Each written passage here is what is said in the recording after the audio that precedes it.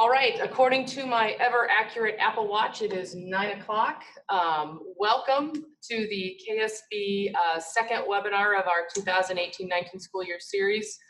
This is, I think, all three of ours probably favorite topic to talk about this time of year.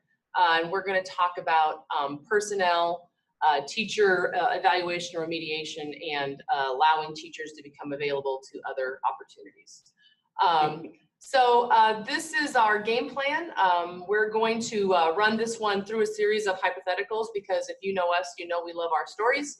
So before we get going too hard and fast, if you see just a bunch of Hollywood squares on your screen, you can go up in the corner and pin the video of either our lovely faces or the video of the slides, but that way you don't have to watch the Hollywood squares. So what you should see on the slide now says the plan, so we'll give you a second to organize your computer screen how you want it. I also want to let you know that we are recording this, and we will put the recording up on the website behind a password protected login so that you'll be able to go back to it.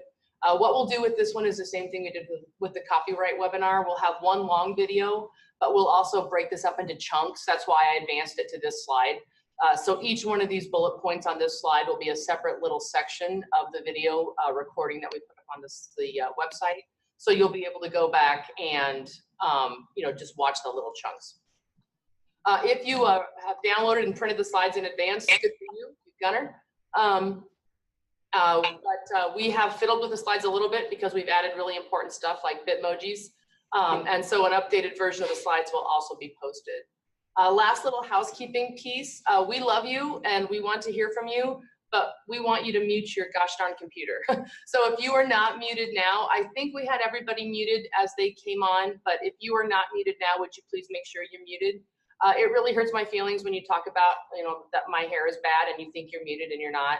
And what happens more often is people are like, moving papers or whatever, and we can all hear it.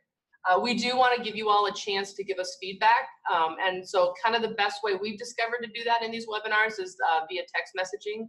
So this is my cell phone number, Bobby's cell phone number, damn South Dakotan, and Steve's cell phone number. As we go along, shoot us your questions via text. After each little chunk of these different scenarios that we're going to run, we'll take a break and solicit questions. But if you've got questions, you can just shoot them to us as they come up. You're not going to bother us a bit, and we'll get them answered. Sometime in here, I'll have to pee, and so we'll take a break. But we're hoping to be efficient and to finish this thing up for sure by noon, but in a perfect world, we might be able to finish up a little bit before noon. Any other housekeeping I missed? I don't think so.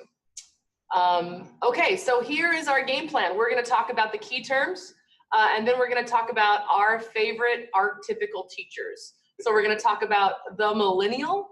There was a kid this year who resigned his teaching job before the first day of school, and he brought his dad in to the superintendent's office to resign. That's the most millennial teacher I've ever seen. So we'll do that one. We'll do the bad in the clubhouse, the Barry Bonds teacher. We have a superintendent that calls and says sometimes, I'm from Crete, so I'll insert Crete's mascot. The superintendent calls and says, you know what, Karen, he's not bad, he's just not good enough to be a Cardinal. And so we're going to talk about that stereotypical teacher. We're going to talk about the teacher that loses his mind and smacks somebody. And then we're going to do the I don't give a fig long-term veteran teacher. So these are all some of our favorite archetypes.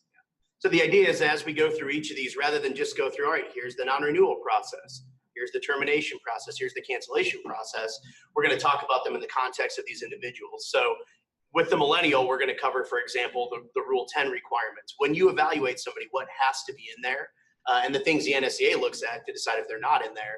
But obviously that will be a component of the other evaluations of everybody else. So the idea is that it will build on each other, and hopefully you'll laugh a little bit at our hypotheticals. Completely hypothetical. Okay, so I'm going to start with the key terms here, and this is just going to be a quick recitation, mostly so that you know the terminology we're using. I don't care if you're a longtime superintendent or principal, we still get calls all the time confusing these terms. And so, yeah, we're just gonna not renew that 30-year veteran teacher. Well, that's not how it works, right? And so we want you to look smart when you're having your conference with that person, telling them that we're considering the termination of your contract, that'd be the appropriate phrase. If you have a union rep sitting in there saying, we're going to non-renew your contract, all you're doing is signaling to them that their cross-examination of you should include the tenure statutes and your evaluation policy, because you probably haven't read them recently. So the first thing we're going to talk about is kind of the concepts between probationary and tenured. Probationary is a teacher that has been employed for less than 3 full-time equivalent years, and only years where that teacher is at least a 0.5 FTE or greater counts. And so we get the how do you count to the tenure line question quite often, and you're using basically the FTE with a few mixed rules in there. So if you call us and say, hey, we have a 4th-year teacher, we're going to make sure that teacher's been full-time. Otherwise, it could be that they're actually still a probationary teacher. So if you're not probationary, you're tenured. This is somebody who's had passed the tenure line, the 3-year mark. And then the concept of a continuing contract. This applies to every certificate holder that works for a school. And this is a contract that automatically renews on April 15th unless the board gives a notice that complies with statute, board policy, or for superintendents, if you're on there, what's in your contract with respect to renewal and continuation. An oral reprimand. So as we move now into sort of the things that you can do short of a termination or non-renewal, there is a statute that has all this stuff in there. And we'll have a lot of this stuff in the slides later. But an oral reprimand, when you walk into a teacher's room and say, thou shalt not do that anymore, that is actually in the statute.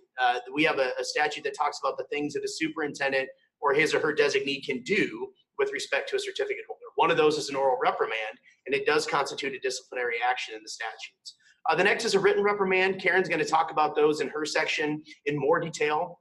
But this is considered a statutory disciplinary action. So we get the question all the time, well, yeah, don't worry, I just put it in your file and called it a reprimand.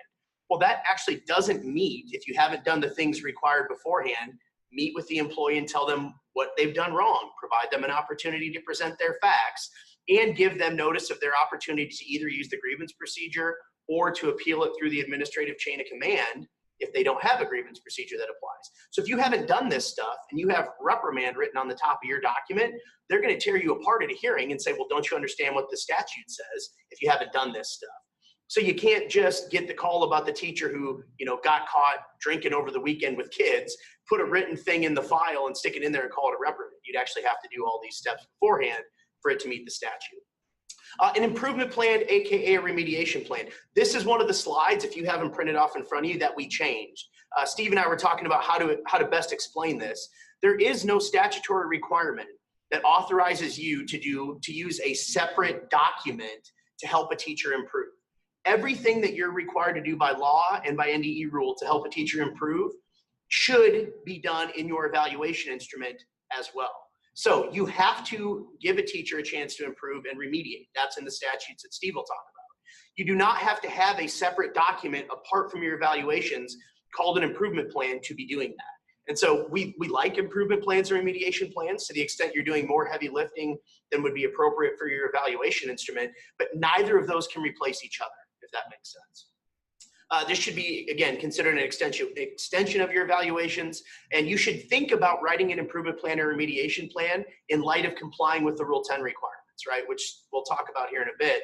But don't just put in there what you think is appropriate for that teacher. That's important, but you should also make sure it complies with Rule 10. Suspension without pay. This, again, is one of those disciplinary actions in the statute, and it requires formal due process to remove somebody from their position and give them essentially leave without pay, unpaid leave. Administrative leave, on the other hand, so the reason we call administrative leave, we don't call it paid administrative leave, we call it administrative leave, is the statute actually authorizes it in certain circumstances in particular. For example, if you've given somebody a notice of cancellation of their contract, you can leave them on administrative leave pending a decision that has to be paid. The difference between that and sending a teacher home and saying you're taking leave without pay is that you have to give them a full-blown hearing to do that. So we get schools that call all the time, I sent her home without pay.